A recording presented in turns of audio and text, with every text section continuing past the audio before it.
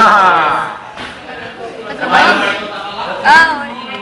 Hoje tá na aula de inglês.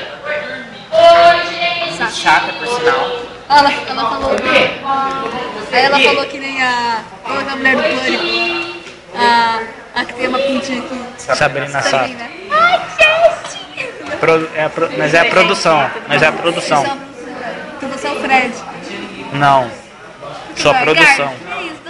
I know, you see.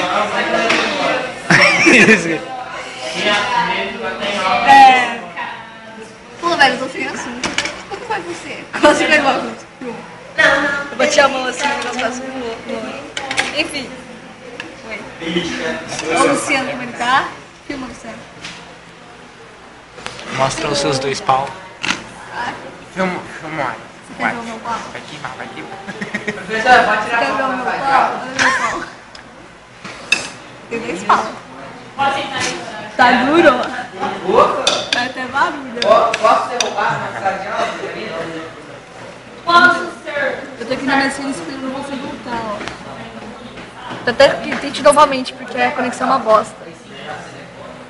Enfim. Pô, velho, vem pra cá, vem pra Campinas logo. Vem pra Campinas. Por favor, lá.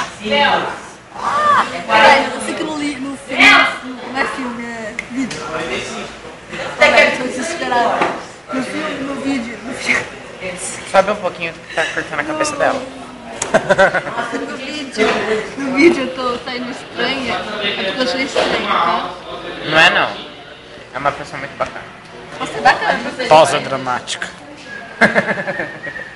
Não, mas é sério, eu sou very estranho. Pá, very pra... Ah, então no ritmo na aulinha de inglês. Tem. Enfim. O Samuel tá online, gente. Samuel? Samuel. Fala como deu um efeito. Não tem nada a ver com o Samuel, tá? É amigo eu meu. já tive uma vez. Fala que é amigo meu. É amigo do Luciano, sossegado.